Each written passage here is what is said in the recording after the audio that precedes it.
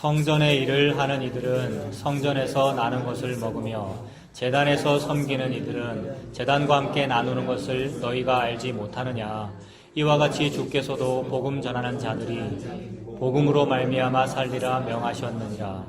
그러나 내가 이것을 하나도 쓰지 아니하였고 또 이 말을 쓰는 것은 내게 이같이 하여 달라는 것이 아니라 내가 차라리 죽을지언정 누구든지 내 자랑하는 것을 헛된 대로 돌리지 못하게 하리라. 내가 복음을 전할지라도 자랑할 것이 없으면 내가 부득불할 일이니라. 만일 복음을 전하지 아니하면 내게 화가 있을 것이로다. 내가 내 자의로 이것을 행하면 상을 얻으려니와 내가 자의로 아니한다 할지라도 나는 사명을 받았노라. 그런즉 내 상이 무엇이냐? 내가 복음을 전할 때에 값 없이 전하고 복음으로 말미암아 내게 있는 권리를 다 쓰지 아니하는 이것이로다. 아멘. 모든 성경은 여러분 이미 신앙 고백하시는 대로 예수님에 관하여 말씀합니다. 그래서 예수님을 말씀하신다는 것은 나를 말하지 않는다는 얘기죠. 예수님을 말씀한다는 것은 그 반대는 나입니다. 그래서 조직신학에서도 그렇다 그랬잖아요. 기독론과 인간론이 있는데 그 두 가지가 손바닥이다. 이쪽이 기독론이면 이쪽은 인간론이다. 정반대입니다. 그래서 모든 성경이 예수님에 관하여 말씀하시면 그것이 곧 복음을 말씀하시는 것이고 은혜를 말씀하시는 것인데, 그렇다면 그 반대쪽에는 분명히 은혜에 반하는 무언가가 있을 거란 말입니다. 그게 여러분입니다. 그게 나고요.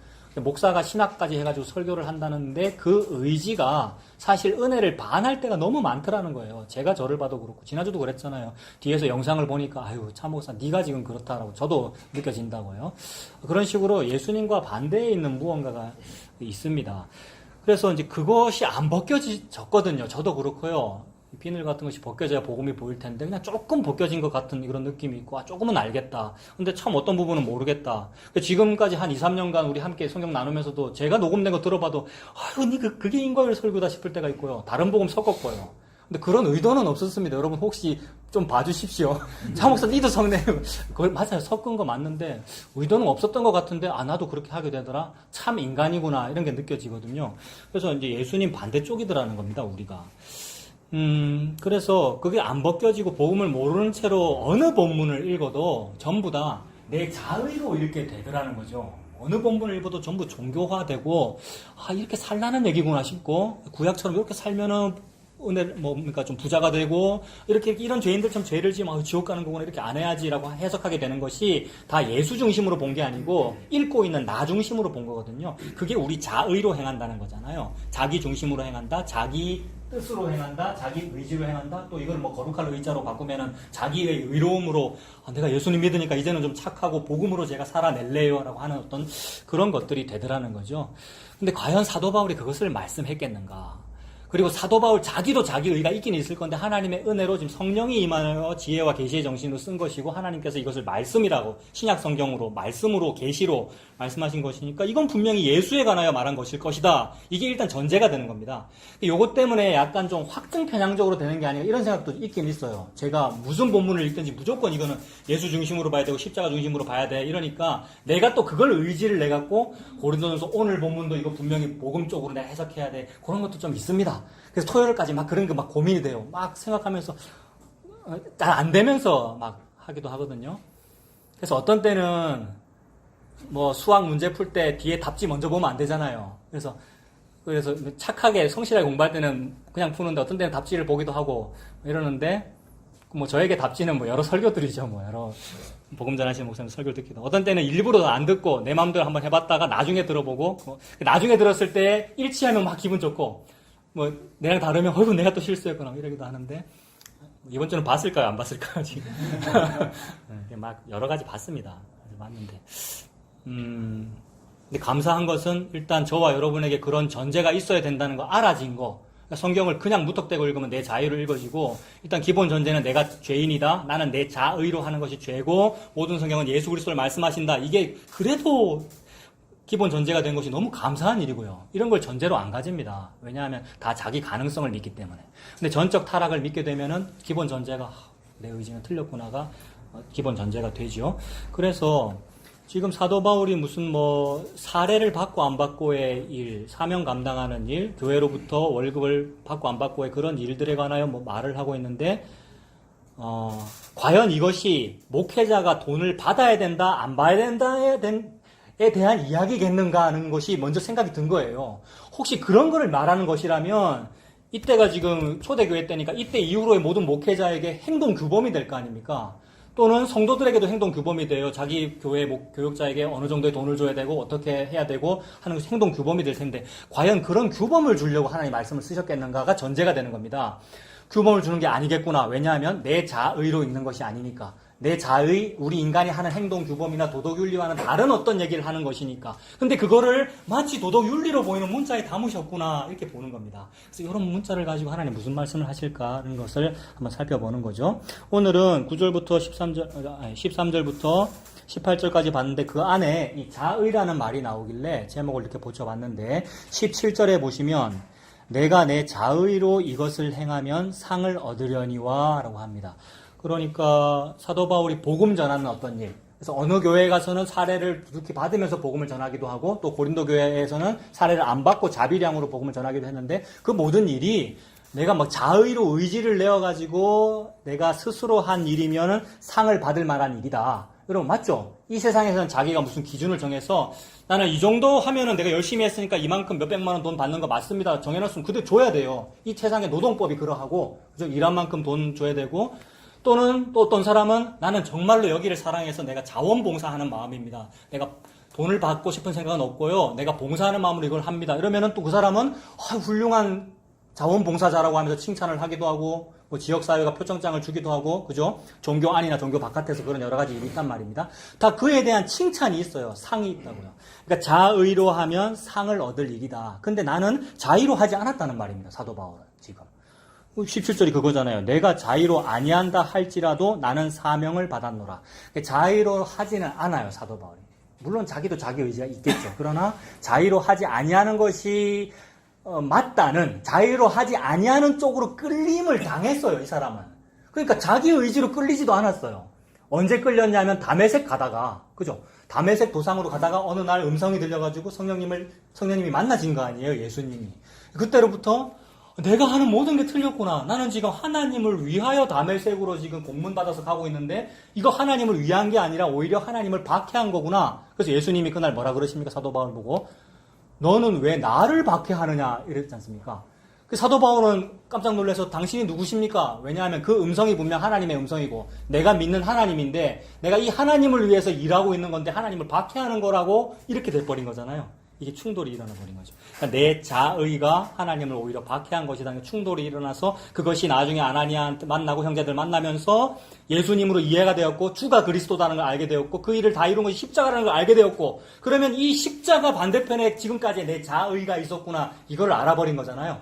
그래서 이 자의로 안 하고 이제 십자가로 하게 됐죠. 그것도 시간 좀 걸렸습니다. 그죠? 아테네까지는 자기 시도 인용하고 막 이랬잖아요. 근데 그 이후로 고린도에서는 오직 그리스도와 십자가만 자랑한다 이랬지 않습니까? 그러니까 시간이 좀 걸렸어요.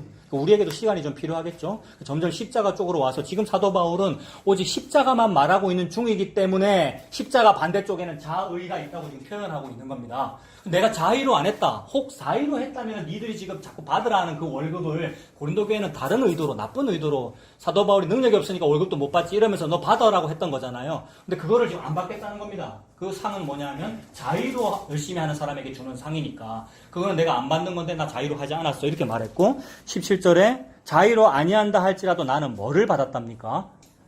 사명을 받았대요. 그렇다면 여기도 이제 말을 붙여본 거예요. 자의 반대쪽에 사명이 있구나. 그러니까 지난주 제목처럼 여기다 버서스를 붙여도 되겠죠. 그러니까 자의와 사명이 뭔가 서로 적대하는 거잖아요. 그래서 사명이 있고 사명에도 상이 있겠구나 여기까지 볼 수 있습니다. 그래서 17절 다음에 사명을 받았노라 그런즉 내 상이 무엇이냐라고 하니까 자의로 상이 아니고 사명에 대한 상이겠죠. 18절에 이 상은. 그러니까 이 두 가지가 서로 충돌은 하잖아요. 근데 이렇게 적어놓고도 여기 잠깐만 보십시오. 이렇게 적어놓고도 우리 이거 평소에 쓰던 말이잖아요. 이 앞에 말보다 우리 이 말 더 많이 안 썼습니까? 교회 다니면서? 그렇잖아요. 근데 평생 우리 교회 다니면서 사명자로 살아야 된다. 사명을 잘 감당하면 천국에서 상급이 있습니다. 이 얘기 평생 썼다고요, 우리가. 그러니까 복음을 몰라도 우리는 요 말 안 쓰고 요 말 더 많이 썼는데 사실은 그 용어가 뭐였습니까? 이 용어가 바로 사명이라는 용어를 사용하고 우리 자의 얘기했잖아요. 그래서 여러분 그 사명이라는 CCM도 있지 않습니까? 뭐죠? 바다 끝이라도 나는 괜찮소, 뭐 험한 뭐라도 나는 괜찮소라고 하는데 뭐 좀 청년 때 뜨거울 때는 그걸 부르면서 눈물이 좀 흐르기도 하고 또 그 음악 자체가 좀 안 그래요, 그죠? 다 아시죠? 근데 어느 순간 그게 조금 뭐 닭살이다 이럴 때가 있었거든요. 그런 느낌 여러분도 있으신지 모르겠어요. 실제로 바다 끝이라도 나는 괜찮나요? 여러분? 제가 중고등부 때는 사직 야구장에서 무슨 경배와 찬양 집회할 때 옛날에 그런 문화가 있었거든요. 제가 그 문화가 뭔지를 한번 따져보니까 익스플로 74, 그 다음에 빌리 그레이엄 여의도 광장 집회 그런 게 원조더라고요, 여러분. 그 원조에서 더 거슬러 올라가면 뭐가 있을까요? 평양 대부흥 운동, 1907년입니까? 그게 원래 인간에게 있는 거예요. 그게 어디서 있냐면 갈멜산 정상에서 있는 거예요. 850명이 모여서 우와 하는 어떤 모임. 근데 그거를 하나님의 이름으로 하고 예수님의 이름으로 하면은 진짜 이걸 맞는 거네라고 하면서 평양이 동방의 예루살렘이라고 부르던 바로 그거. 제가 일부러 우리나라와 그 어떤 부흥, 옛날의 부흥 운동을 폄하하려는 것이 아니라 인간에게는 항상 요 자의와 전적 타락이 있기에 그 부흥마저도 자의에 해당하는 거였구나. 그리고 실제로 따져보면 이건 조금 이제 좌파적으로 보는 건데 그 평양 대부흥 운동의 이면에는 일본 기독교, 그 뭐라 하죠?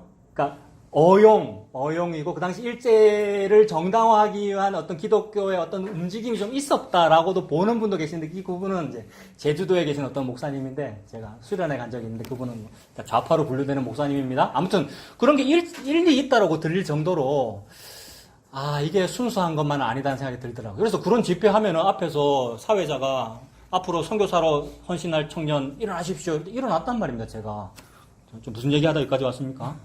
그러니까 막 사명이라는 노래 부르고 앞으로 선교 사명을 감당할래요 라면서 벌떡벌떡 일어나고 했던 그 일들이 진짜 사명이 아니고 이거잖아요. 그리고 제가 그거 왜 일어났을까요? 중고등부 때 학생 회장인데 같이 갔는데 사회자 일어나라는데 내 안 일어나면 좀 그렇잖아요. 우리 전도사님이 겸이나 니는 이 다음에 부흥사하면 되겠다 이러더라고요, 중학생 때. 그 왜 그러냐면요, 양산 감림산 기도원 가가지고 소나무 붙잡고 막 뭘 했더니 다른 애들은 얌전한데 내는 막 했더니 니는 뭔가 좀 뜨겁다면서 하라 그러더라고요. 근데 지금 생각해보면 그 연기였는데 주변에 여학생들한테도 좀 잘 보이고 싶고 막 이랬단 말입니다. 그걸 보고 다 사명이라 그랬잖아요, 우리가. 노래 부르면서 눈물 흘리고. 전부 자의잖아요. 내 의지로 한 거고, 내가 잘 보이고 싶었고, 그럼 내가 이 다음에 목사 되고 싶었고, 이 다음에 선교사 되고 싶었고. 그래, 그거 잘하면 이 세상은 상 줍니다. 그때 제가 중학생 때 상 받았잖아요. 전도사님이 니는 앞으로 큰 뭐가 되겠다. 이게 상 받은 거잖아요. 이게 자의의 상이죠. 사도 바울은 그거 너무 많이 받은 사람이죠. 가말리엘 문하고요. 너 항상 1등 했고요. 뭐 잘했고요. 혈통도 좋고, 로마 시민권도 있고, 늘 자의의 상을 많이 받았어요. 근데 다메섹 도상에서 그거 아니라는 거잖아요. 그러니까 누구 만나면 이거 아니라는 걸 압니까? 예수님 만나면. 예수님은 성령님이시고. 그죠? 예수님은 성령님이시고. 근데 성령님이 임하면 무슨 일이 벌어진다고요?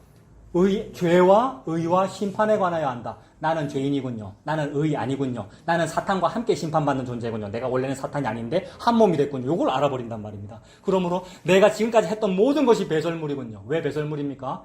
거름물 속에서 헤엄치고 있었잖아요, 오전에. 근데 거름물에서 밖으로 건짐난 거 이게 구원입니다. 이 얘기하니까 또 아드님도 생각이 납니다만은 뭐 아시는 분은 아시죠? 수렁에서 건진 내 아들 아니에요. 우리가 수렁에 빠져 있는 존재인데 밖에서 누가 건졌습니다. 스스로 못 나오니까. 스스로는 헤엄만 치고 있단 말이에요, 그 안에서. 오전에 그 모압이죠. 사도 바울이 그 일을 당해놓으니까 나의 의지라고 하는 것은 그 거름물에서 수영하고 있었던 의지밖에 안 되는군요. 그러니까 모든 것을 배설물과 같이 여깁니다. 이 말이 나오는 거죠, 여러분. 그러면 요거 반대쪽에 있는 것이 사명일 거란 말이에요, 분명히. 그러니까 이 사명이란 말은 복음하고 동의어가 될 것이고 은혜와 긍휼과 동의어가 될 것이고 나의 의지 없음과 동의어가 될 텐데 세상에 우리는 그 단어를 가지고 나의 의지 내는데 사용합니다.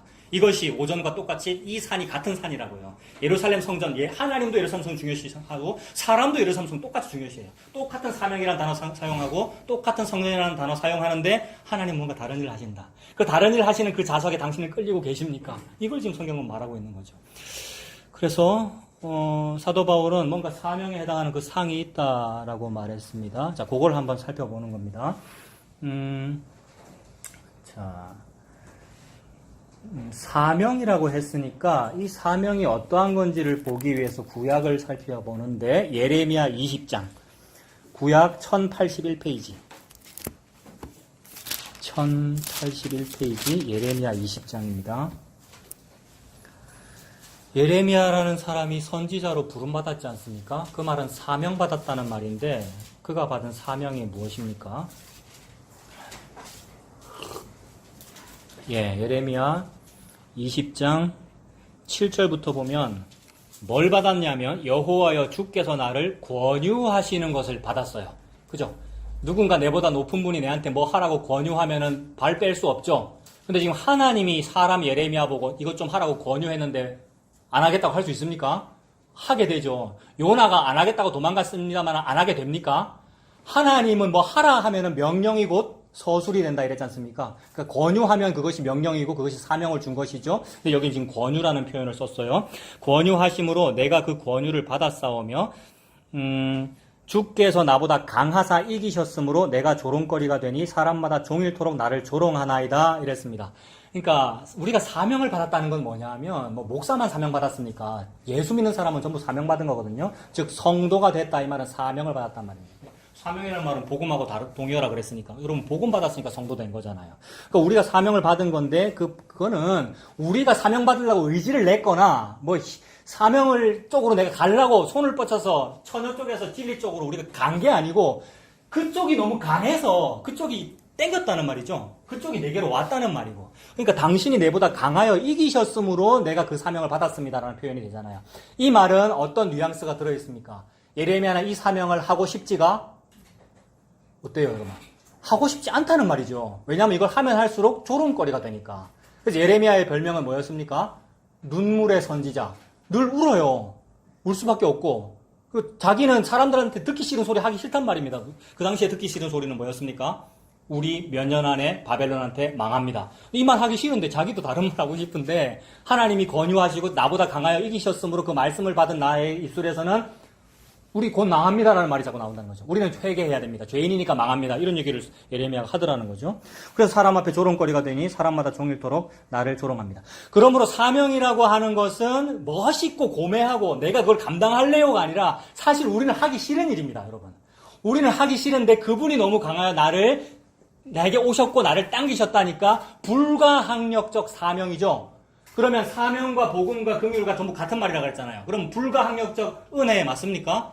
이 튤립에도 들어있는 말이죠. 그러니까 사명은 그런 개념이구나. 내가 CCM 불러가면서 선교지로 갈래요. 내가 땅끝으로 갈래요의 개념이 아니라 나는 못하겠고 하기 싫은데 아니할 수 없어서 하여지게 되는 어떤 그런 일이구나. 그게 사명입니다. 그렇게 되면 여러분, 사실은 더 진행하지도 말고 여기서만 바로 말해도 그렇게 되면 이거를 잘 감당했기 때문에 내가 너한테 상 줄게 이런 게 없습니다, 사명에는. 왜냐하면 사명을 주는 것 자체가 그 사람의 의지가 없기에, 그리고 주는 분이 전적 주권으로 주시는 것이기에 그 사명을 준 게 상이 되죠. 안 받으려고 하고 못 받을 사람한테 사명을 주는 거란 말이에요. 그러니까 요 사명이 상이 됩니다. 그러니까 요 자의의 상은 이것이 원인이고 이게 결과인데 이거는 두 개가 같은 거예요. 사명의 상은. 사명이 곧 상이에요. 십자가가 상이고 복음이 상이고 예수님이 상이고. 그죠? 그 상을 받으면 예수님을 믿어요. 예수님을 믿으면 상을 받아요. 앞뒤가 없어요. 그죠? 인과관계가 없잖아요. 예레미야에게는 그게 임한 거죠. 그것이 임했다라는 말을 성령님이 임했다라고 표현하죠, 우리가. 그래서 그렇게 되면은 이제 사람들이 조롱합니다. 예수님하고 똑같잖아요. 예수님도 사람한테 조롱받는 거지 않습니까? 8절에 내가 말할 때마다 외치며 파멸과 멸망을 선포함으로. 뭐가 파멸될 거라 선포했습니까? 우리 예루살렘이 망한다. 그 말은 예루살렘 성전이 망한다는 얘기거든요. 신약에 어떤 집사가 이 말에서 돌 맞아 죽었어요, 오전에. 같은 말이죠. 왜 같은 말이 임합니까? 같은 성령님이 임하기 때문에. 그죠? 모든 성경은 똑같은 얘기를 하고 있죠. 파멸과 멸망을 선포함으로 여호와의 말씀으로 말미암아 내가 종일토록 치욕과 모욕거리가 됩니다. 내가 다시는 여호와를 선포하지 아니하며 그의 이름으로 말하지 아니하리라라고 했습니다. 사명 감당하고 싶어요? 안 하고 싶어요? 이 사람은? 안 하고 싶어요. 사도 바울도 자의로 하지 않았죠. 자의로 하고 싶은 그런 마음은 없단 말이에요. 더 강한 어떤 분이 하게 했어요. 그래서 에레미야도 안 하고 싶어서 마음을 딱 안 할 거야. 나 이 설교 절대 안 한다고 결심을 했는데 어찌 됩니까? 마음속에서 나의 마음이 불붙는 것 같아서 골수에 사무치니 답답하여 견딜 수 없나이다.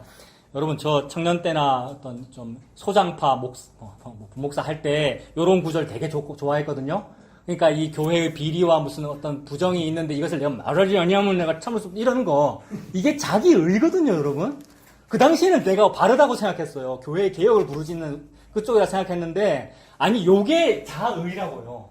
이게 자의로 뭔가 자기 속에 뭔가가 있는 거예요. 근데 예레미야는 지금 그 얘기 하는 거 아닙니다. 문자는 그렇게 돼 있지만. 마음이 불붙는 것 같아서 골수에 사무치니 답답하게 견딜 수 없나이다. 그 마음속에 있는 그 답답함과 뜨거움, 그 뜨거움이 자기 의지면 이거 지옥 가는 일이거든요. 근데 성령님이 들어오셔서 그 성령이 지금 뜨겁게 해서 이 입에서 터지지 아니하고는 배길 수 없게 만들면 이게 사명이잖아요. 그러니까 전혀 다르죠, 여러분. 사명하고 자기 의로 교회 개혁을 부르짖는 거하고 다르더라고요. 그래서 개혁주의 열심히 했는데 그 개혁주의 하다가 복음하고 이런 면에서는 다른 애가 조금 발견된 게 요거예요, 여러분. 저는 지금도 개혁주의 좋아해요. 지금도 튤립이 맞다고 제가 그랬잖아요. 근데 그거하고 조금 다른 건 요거라고요. 그 튤립마저도 자기 의면 또 그거 율법주의 합니다. 튤립 가지고. 이 사람 전적 타락 믿나 안 믿나 이렇게 본단 말이에요. 그게 아니고 성령님이 오셔서 내가 죄인임을 또 말하게 하더라는 겁니다. 예레미야는 지금 자기 의지 때문에 속에서 내가 진보적으로 나가야 되는데 이 교회 예루살렘 개혁을 부르짖어야 되는데 속이 답답하다 이게 아니라 성령님이 이 안에 오셔가지고 무슨 말을 하게 하신다. 그게 사명이고 그렇다면 그게 사명이면 성령님이 밖에서 안으로 들어오셨으니까 이 들어오신 요 성령님이 상 받은 거라고요. 그죠? 이 성령님이 상이라고요. 상이 여러분에게 주어진 거죠. 그게 성령이 충만한 것이고. 자, 그러므로 이 예레미야서만 봐도 그런 게 사명이고 그게 상이구나. 그렇다면 예수님이, 하나님이 예레미야는 왜 보여줬습니까? 하나님이 여러 선지자들 모세도 보여주고 여호수아도 보여주고 다윗 왕도 보여주고 지금 여기 예레미야 보여주고 신약에는 사도 바울도 보여주고 우리한테 보여줬단 말입니다. 뭘 보여준 겁니까? 그 모든 사람들은 전부 다 그림자고 이 그림자에 본체가 있는데 그분이 예수님이다. 예수님이 요랬다는 말이죠. 예수님이 성령님을 받으니까, 지금 예수님이 성령님이잖아요. 예수님이 하나님 말씀대로 사명을 받으니까 이 땅에서 사명 감당하시는 거잖아요. 그게 십자가였고, 그래서 속에서 뜨거운 것이 올라오고, 죄와 의와 심판을 알게 하고, 십자가를 감당하시는 그 일이, 이거 예수님 보여주는 거구나, 하는 겁니다. 여기에다가 괜히 우리를 대입하여 내가 예레미야처럼, 내가 사도 바울처럼 사명을 잘 감당하여, 괴로워도 참고, 40에 하나 가만매를 맞고, 하는 그런 사명 감당하는 쪽은 저쪽 자의 쪽이었다. 또 그것이 또 느껴집니다. 자, 그래서 성경이 말하는 사명은 인간의 의지로 하는 것이 아니라 말하지 아니하고는 배길 수 없는 어떤 나보다 강한 힘을 말한다. 그 힘을 성령님이라고 한다. 그러므로 그 사명이 곧 성령님을 받은 것이니까 그게 상 받은 거다. 받을 것을 다 받은 거다. 여러분, 이거는 상 받은 거다. 이 표현은 진짜 어떤 표현이냐면 여러분 다 아시는 얘기지만 포도원 품꾼 비유에 마지막에 불려온 그 품꾼이 받은 한 데나리온 그거 말하는 거죠.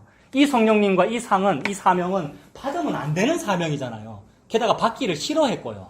근데 니 왜 이거 안 가지고 가노라면서 준 한 데나리온. 이 사람 일도 안 했는데 제일 마지막에 불려와서. 그러니까 이게 상 맞습니다. 그러니까 십자가가 상 맞아요. 십자가는 곧 예수님을 의미하고 성경에 예수님은 만유다라고 말씀하셨으니까 예수님은 전부 다다. 나는 돈 주고 이거 주고 뭐 달라고 하는 나에게 전부 다를 하나님이 준 거니까 받을 걸 다 받았고 상을 다 받았다는 의미가 되지요. 자, 그래서 사명의 상이라는 것은 예수님이구나, 성령님이구나 이렇게 알 수 있습니다. 그렇게 하고 오늘 본문 가볼게요. 다시 고린도전서 9장으로 가면 자, 이제 13절부터 쭉 봅시다. 13절에 성전의 일을 하는 이들은 성전에서 나눈 것을 먹으며 제단에서 섬기는 이들은 제단과 함께 나누는 것을 너희가 알지 못하느냐 이랬습니다. 성전에서 일하는 자들은 제사장 그룹을 말하겠죠. 그 지파로 어느 지파입니까, 여러분? 레위 지파겠죠. 그러면 예수님 당시 시대는 사두개인, 사도계 후에 사두개인 이렇게 보기도 합니다만 어쨌든 율법의 레위 지파 어떤 특정 계급 특정 그룹이 있다 이렇게 보겠죠. 그 사람들은 제비뽑기해서 땅 받을 때 땅 안 받았습니다. 그 말은 다른 일반 백성들은 땅을 받아서 땅에서 농사도 짓고 이렇게 해서 먹고 살아라라는 얘기고 성전에서 일하는 레위인들은 성전이 너희들의 생계 유지가 될 것이다라는 말이죠. 그래서 일부 작은 땅을 받긴 했습니다만 그건 최소한의 생계 유지를 하는 것이고 다른 경제 활동을 하지 아니한다. 다만 성전과 제사 제도가 너희들의 생계 유지가 될 것이다. 그렇다면 어떻게 그렇게 되느냐 하면 성전에서 옛날에 성막에서 또는 여기 성전에서 제사 드릴 때 사람들이 소도 가져올 것이고 양도 가져올 것이고 또는 곡식의 10분의 1, 재산의 10분의 1로 가서 바칠 바칠 것이다. 그렇다면 그 재물과 백성의 11조가 너희들의 생계 유지가 되어라. 이게 너희들의 기업이다. 이러신 거잖아요. 그런 뜻으로 성전에서 일을 하는 자들은 성전에서 나는 것을 먹는다라는 말이죠. 그 다음에 제단에서 섬기는 이들은 제단과 함께 나누는 것이다. 라고 지금 말을 한 거죠.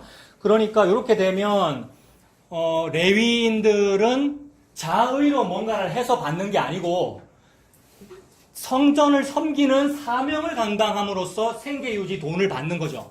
그러니까 레위인들의 구조 자체가 이쪽 구조죠. 그러니까 그런데 이거는 이제 제가 생각하다가 약간 곁길로 간 건데 뭐냐면, 그러면 레위인들은 어느 날 소고기 먹고 싶은데 백성이 양고기를 바치면 어찌 됩니까?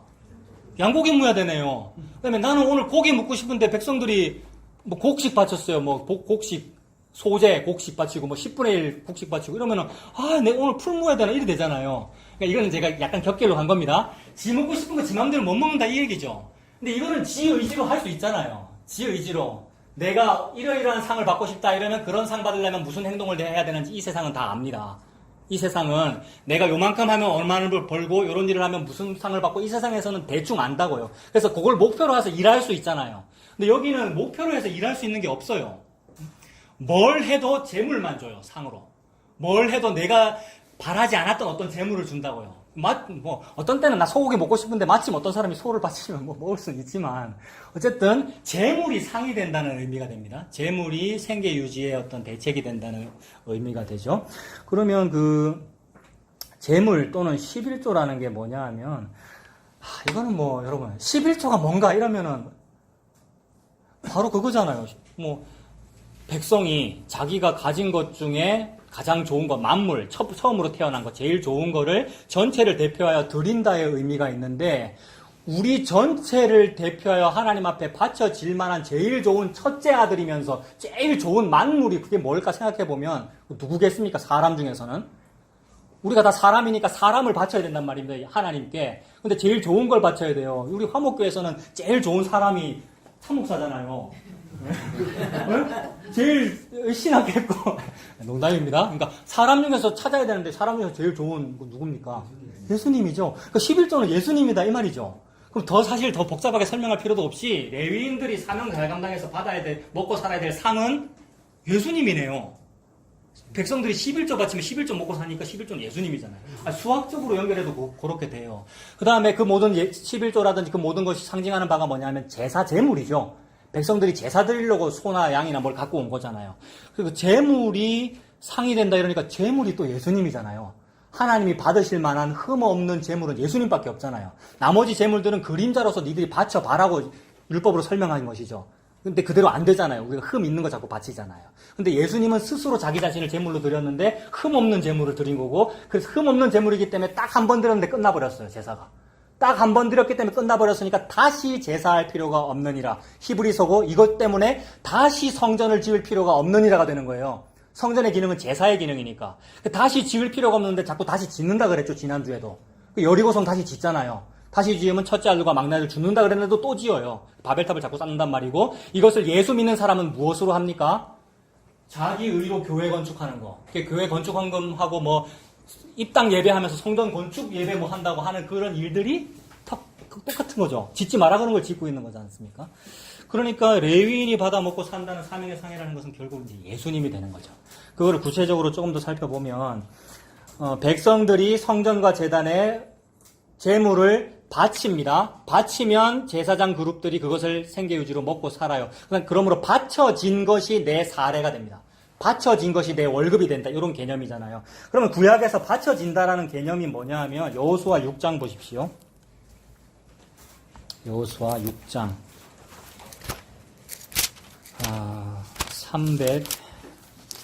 327페이지 여호수아 6장 17절부터 볼게요.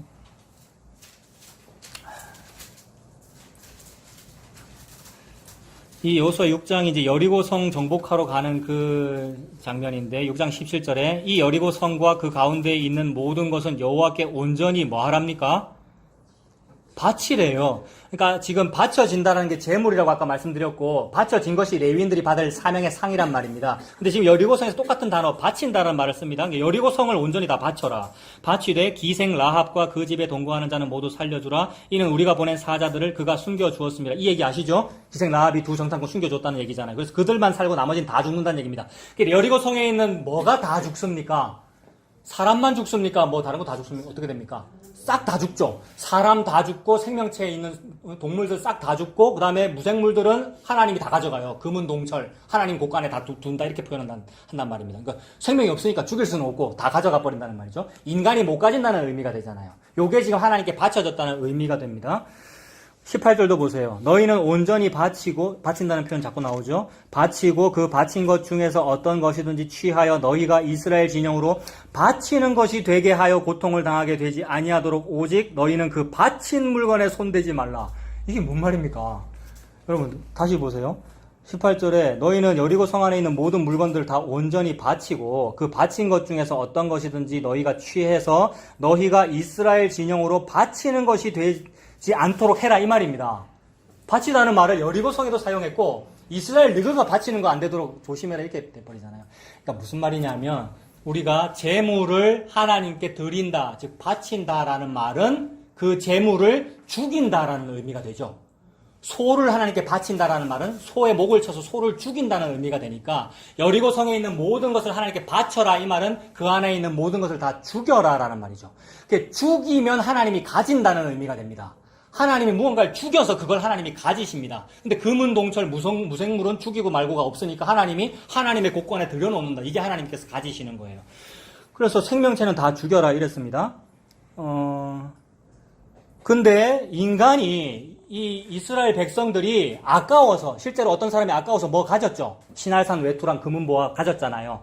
그래서 아까워서 그걸 가지게 되면 그 가진 너희들이 하나님 앞에 바치는 것이 된다 이렇게 돼요. 그래서 맞습니까? 18절 중간에 이스라엘 진영으로 바치는 것이 되지 않도록 해라 그랬지 않습니까?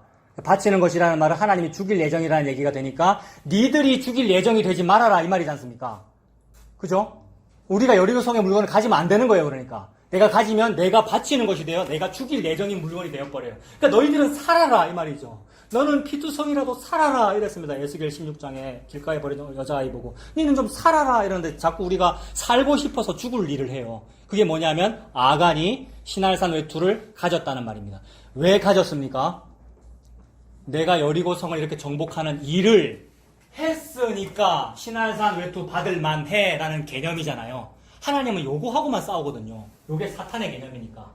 내가 이런 자의로 무언가를 했으니까 나는 신할산 외투와 금은보화 정도는 가져도 돼 라고 했는데 하나님은 분명히 경고했어요. 여기 너희들이 하는 거 아니다. 즉 네 발에서 신발 벗어라. 성을 돌기만 해라. 돌기만 하라는 말은 너희들은 아무것도 하지 아니한다. 7일째 7번 돌아라. 진짜로 완벽하게 아무것도 하지 않는다 이 말입니다.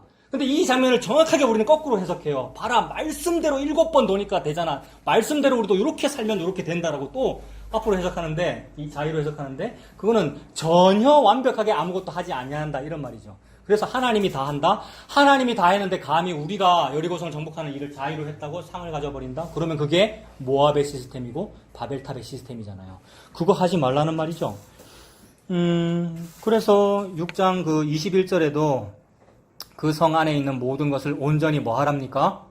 바치다. 자, 바친다라는 말이 뭡니까? 바로 뒤에 읽어보면 남녀노소와 소와 양과 나귀를 칼날로 죽인다는 의미가 되죠. 그러니까 죽이는 게 바치는 겁니다. 그래서 참으로 많이 죽였죠, 우리가요, 여러분. 성전과 제단은 죽이는 장소잖아요. 얼마나 소 많이 죽이고 양 많이 죽였습니까? 근데 죽이고 죽여도 그 죽이는 일을 하는 제사장조차도 자기 죄를 어찌할 수 없더라는 것이 히브리서잖아요. 그래서 진짜 이 히브리서 기자가 뭐라 그러냐면 내가 이런 말을 하는 것은 우리에게 이러한 대제사장이 있다는 말이다 이랬어요. 히브리서에. 히브리서 기자가 이 말을 하는 이유는 그동안은 안 됐는데 아무리 죽이고 많이 바쳐도 안 됐는데 진짜로 바쳐지는 뭐가 하나 딱 있어 라는 말을 하고 싶은 거예요. 그게 예수님이다라고 말한 거죠. 히브리서에서는. 그러니까 예수님이 이 땅에 오셔서 한 일이 뭡니까? 자기를 바친 거잖아요. 하나님의 제단에. 즉 죽였다는 말이죠. 요것이 사명의 상이고 이쪽 개념인데 자꾸 사람들이 자기가 뭘 바쳐가지고 상 받는다고 그 예수님에게 뭘 잘해서 기도를 잘해서 뭐 헌신봉사를 잘해서 상 받는다고 하더라는 거죠. 이 두 가지가 정반대고 서로 싸우고 있는 개념이었다는 말입니다. 그래서 여리고성에서 바쳐졌다. 모든 생명체를 다 죽인다는 그 얘기는 그렇게 누군가가 죽는다는 말이고 예수님이 돌아가신다. 십자가다라는 얘기인데 사람이 그걸 반대하여 뭐 하나를 살려서 뭘 가진다. 신할산 외투를 죽이지 아니하고 살려둔다. 즉 내가 상급으로 가진다라는 말은 예수님의 일을 반대하는 게 되죠. 이게 성령을 회방하는 거. 복음에게 장애를 입히겠다고 시도하는 것이 되어버립니다. 자, 그래서 예수님은 이 땅에 오셔가지고 무슨 일을 하신 거냐면 생명의 떡이라고 그러신 것이고, 그죠? 예수님이 요한복음에 보면 자기를 생명의 떡이라고 그러셨고, 근데 그 얘기하면은 많은 사람들이 예수님 보고 미쳤다 그러고, 저 사람이 진짜로 자기의 살과 피를 우리에게 주어 마시게 하겠느냐? 막 이랬지 않습니까? 희롱하고. 근데 그래도 채찍근에 있는 제자들은 그래도 알아들어야 될 텐데, 못 알아듣고 뭐라 합니까? 요한복음에 보면. 그 말 때문에 다시는 제자들도 함께 다니지 아니하더라. 그렇죠. 실제로 그 말은 우리가, 목사가 이거 너무 싫고 요거 좋아하더라는 얘기예요. 예수라는 이름으로. 우리가 진짜 자력구원 좋아해요. 자의로 뭔가 하는 게 이게 쉽고, 이게 쉽습니다, 여러분. 이게 말하기도 쉽고, 노력 동원하기도 쉽고, 안 그렇겠어요? 근데 이건 좀 복잡한 것 같아요. 지금 말도 좀 복잡하잖아요. 전후 관계가 없고, 사명이 상이라 그러고. 근데 조금만 뜯어보면 사명이라는 건 바쳐진 걸 말하는 것이고 그 사명을 진짜로 받으신 분은 예레미야 같은 그런 분 예수님이고 우리에게 주어진 생명의 떡이네. 생명의 떡의 방향성은 우리가 지어낸 떡이 아니라 농사도 짓지 아니하였고 위에서 아래로 내려온 떡이네. 성육신이네. 십자가네. 전부 하나로 연결되잖아요. 예수님이 상이구나 이 말입니다. 자, 그래서 예수님이 상이다라는 의미로 고린도 교회나 그 당시 초대 교회에 뭐가 있는 거냐 하면 연보라고 하는 돈이 있는 것이고 목회자 수고한다고 주는 사례가 있는 것이고, 그러니까 교회 안에 무슨 사례라든지 수고비라는 것은 그 일한 그 사람이 요거 잘해서 준다는 의미로 주는 게 아니고 예수님이 우리 성도들 먹으라는 떡이고 예수님이 목회자 먹으라는 생계유지군요라는 뜻으로 교회가 그걸 알고 서로 동의가 된 나머지 그 뜻으로 자기들이 십시일반해가지고 사명 감당하겠다는 그 사람한테, 그러니까 모든 사람이 사명자죠. 초대교회는 그 대표자한테 어떤 돈을 주는 거의 개념이니까 고린도 교회가 해야 될 사례받아라는 말은 요쪽이어야 한다는 말이죠. 사도 바울의 의도는. 근데 왜 안 받습니까, 사도 바울이 지금? 고린도 교회 늘 이거 하고 있잖아, 이 말이죠. 여러분, 저는 요 순간이 너무 좋아요. 이게 풀려서 의문이 왜 받아도 되고 안 받아도 되는데 왜 이렇게 고집을 부리나, 뭐 자격지심을 느끼나 이렇게 볼 수도 있는데 그게 아니고 고린도 교회가 요거 하고 있으니까. 왜 이겁니까? 베드로는 으뜸되는 사도잖아. 이분한테는 요 정도 돈, 이 정도가 맞아. 아볼로는 말을 잘하잖아. 요 정도가 맞아. 사도 바울, 옛날에 예수 믿는 사람 죽였던 사람이잖아. 그러니까 제가 달라고 말도 못 하잖아요. 요 개념. 이 사례 차등의 개념. 이게 전부 이쪽이잖아요. 근데 말로는 뭐라 그래요? 사도 바울도 성령 충만한 사명자니까 우리가 상을 드립시다. 베드로 사명자니까 뭐 드립시다. 사명자에게 뭘 드립시다. 사명자는 니도 사명자란 말이에요. 모든 사람이 제사장이고 모든 사람이 선지자고, 그죠? 모든 사람이 왕이고. 이게 만인 제사장 설이잖아요. 근데 그거를 세례받았고 그걸 믿는다고 하는 교인, 즉 성도라고 부름받은 사람들이 이상하게 자연 발생적으로 이리는 우리 속에 있다 그랬지 않습니까? 이상하게 우리 속에서 서로 차등이 나오더라. 그래서 아볼로가 더 나아, 베드로가 더 나아, 사도 바울은 좀 못해라는 파벌도 있고, 그거에 대해서 지금 계속 경계하고 있죠, 사도 바울이. 그러니까 그런 사례 받으라고 하는 거, 뭐 내가 받을 권리가 없겠느냐? 그러나 나 그 권리를 쓰지 않을 거다. 반대한 게 되는 거죠. 그래서 사도 바울은 다른 의도가 없고 복음을 지키기 위하여 장애되는 것을 반대하고 있는 중이죠. 그거밖에 없어요. 그렇게 되면 이게 말씀이 돼요. 그게 아니고 사도 바울의 개인적인 취향이다 이래버리면 이거는 읽을 가치가 없는 말이에요. 왜 그 사람의 월급 받고 안 받고 이야기를 우리가 뭐하러 읽습니까? 이거는 지금 복음을 사도 바울이 변호하고 있는 거죠. 그래서 고린도 교인들, 너희들은 왜 사도들에게 자의의 상을 주려고 하느냐. 그게 벌써 너희들이 지금 사람을 가리고 있는 것이고 뭐가 더 낫다 못하다 그러고 있는 건데 예수님 안에서는 차별이 없다. 그 얘기를 하니라고 사례 얘기를 했습니다. 자, 그리고 다시 오늘 본문 고린도전서 9장 14절로 가서 자, 그런 의도는 이제 13절을 얘기한 거죠. 성전에서 나는 것을 먹으며 제단에 섬기는 자들이 그 맞는 것이 마땅하지 아니하냐. 14절, 이와 같이 주께서도 복음 전하는 자들이 복음으로 말미암아 살리라 명하셨느니라. 실제로 사복음서에 예수님이 제자들을 전도하라고 보내시면서 뭐라 그랬습니까?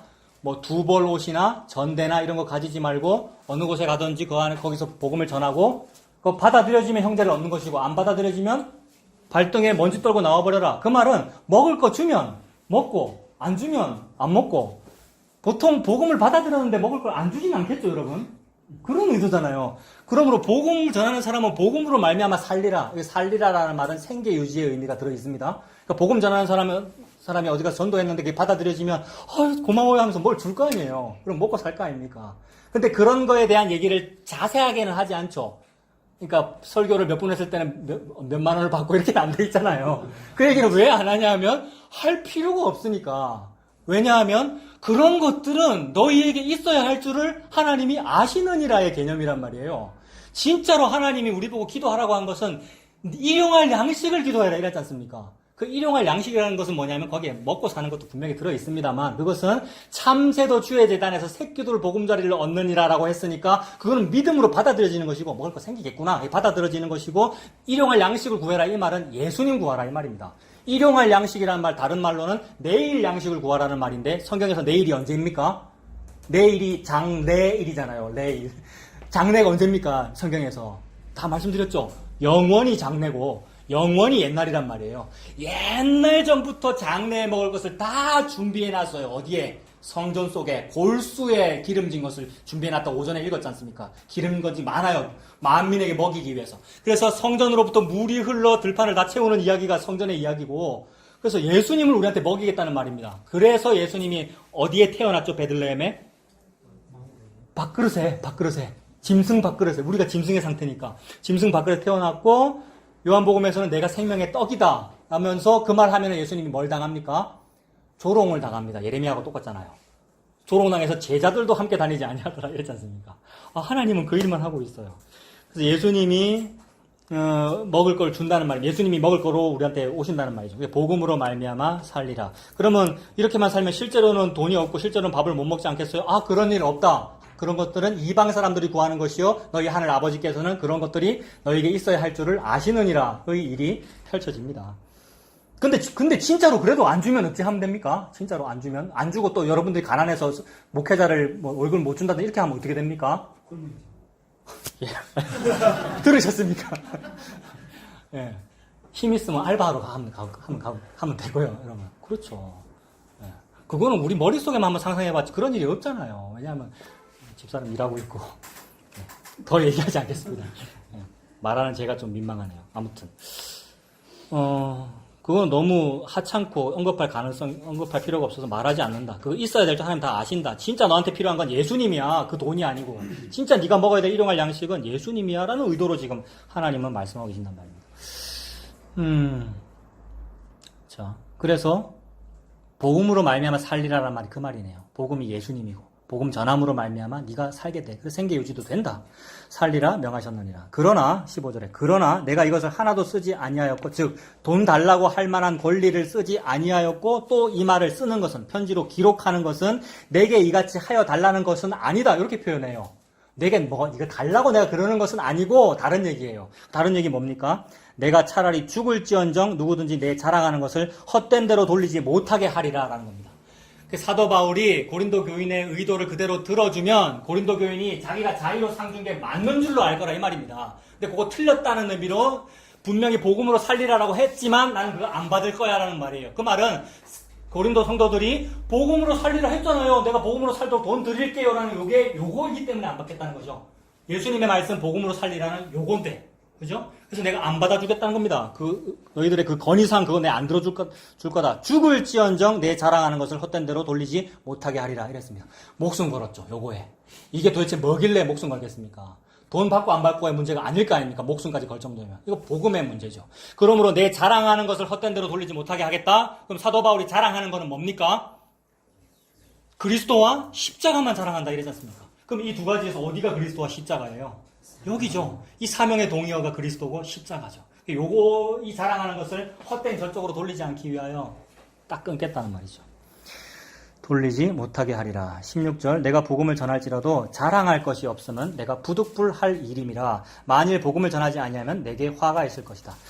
복음을 전할지라도 자랑할 것이 없답니다. 진짜 수고 많이 했는데 교회 개척 많이 했고 40에 하나 가만매를 여러 번 맞았고 전도 여행 다니느라 얼마나 고생 많이 했습니까? 돌에 맞아서 죽기도 했고 이랬잖아요, 사도 바울이. 근데 그래도 자랑할 것이 없는 이유는 뭐냐 하면 부득불할 일이기 때문에 그렇다는 거예요. 부득불할 일이다라는 말이 무슨 말입니까? 뭐 아니할 수가 없어서 이런 말이고, 또는 안 하고 싶은데 하게 되어서 뭐 이런 뜻이잖아요. 아니할 수 없어서의 동의어, 이거 맞습니까? 그 다음에 안 하고 싶은데 하게 되어서 맞습니까? 이걸 불가항력적 사명이라고 하면 되겠습니까? 예레미야가 요거 받았습니까? 전부 같은 얘기하고 있죠, 여러분. 예수님이 요걸 하신 것이고, 예수님이 요 일을 하시면 죽으시잖아요. 죽으면 그 영이 나한테 오고, 그러면 영이 일을 할 거 아니에요. 그럼 나에게도 똑같은 일을 하게 된다. 그러므로 내가 하지 않았고 성령님이 했습니다. 이렇게 되면 제가 자랑할 것이 없습니다. 혹 내가 했다면 부득불할 일이라서 했습니다. 이 사도 바울이죠. 그러니까 점점 뒤로 갈수록, 인생 뒤로 갈수록 사도 바울이 나는 배설물입니다. 모든 것을 배설물같이 여깁니다. 죄인 중에 괴수입니다. 아, 이렇게 되는구나. 그 뜻입니다. 그래서 부득불할 일이라고 얘기를 했고, 이걸 예수님도 말씀하신 적이 있는데 누가복음 17장에 보면, 여러분 이거 다 아시죠? 예수님께서 말씀하시면서 어느 주인에게 종이 있는데 종이 바깥에서 열심히 일하고 나서 집으로 딱 들어올 때 주인이 아이고 잘했다 하고 칭찬해야 되느냐, 오히려 빨리빨리 밥상 차려라고 한다 해서 노예가 할 말이 있느냐 이랬지 않습니까? 그 노예는 주인을 섬길 사명을 받았죠, 지금. 그러므로 시켜서 하는 일이죠, 노예는. 투덜거릴 권리도 없어요, 노예는. 빨리빨리 주인님을 위해서 뭘 해드려야 되고, 그렇게 하고 나서도 뭐 주인이 고마워해야 되느냐? 종은 뭐라 그래야 됩니까? 저는 무익한 종입니다. 해야 돼서 할 일을 했을 뿐입니다라고 말해야 되지 않겠느냐? 이랬지 않습니까, 예수님이? 같은 얘기죠. 그러니까 종으로서 사명을 받았으면 그렇더라는 거예요. 종의 능력으로 한 거 아니라는 말이죠. 주인의 명령이 그 일을 하게 했다는 것이고, 주인의 명령은 여기서 성령님이죠. 그래서 자랑할 것이 없답니다. 자, 그리고요, 이제 17절 보겠습니다. 이제 마무리할까요? 내가 내 자의로 이것을 행하면, 이 말하고 연결되죠? 자의로 이것을 행하면 상을 얻으려니와 내가 자의로 아니한다 할지라도 나는 사명을 받았다. 그러면 이 사명이 아까 그 예레미야서의 그 사명이죠. 내 의지로 되지 아니하고 하지 아니하면 속에서 뜨거운 것이 올라오는 그 성령님이 하시는 그 일이더라 겁니다. 18절에 그런즉 내 상이 무엇이냐? 내 상이 무엇이냐? 이 말은 왜 하겠습니까? 여기다 대입하면 내 상이 뭐겠니? 두 개 중에서 뭐겠니? 이 말이잖아요. 내 상이 무엇이냐? 우리의 상이 무엇이냐? 성도가 받는다는 그 상급이 무엇이냐? 상급 받는 거 맞습니다. 그 차등 상급론을 자꾸 지적하니까 목사님들이 성경 말씀을 근거로 봐라, 여기도 상급 얘기 나오고 상급 얘기 나오고 이렇게 말씀하시더라고요. 노예에서도 그러고요. 그거 맞잖아요.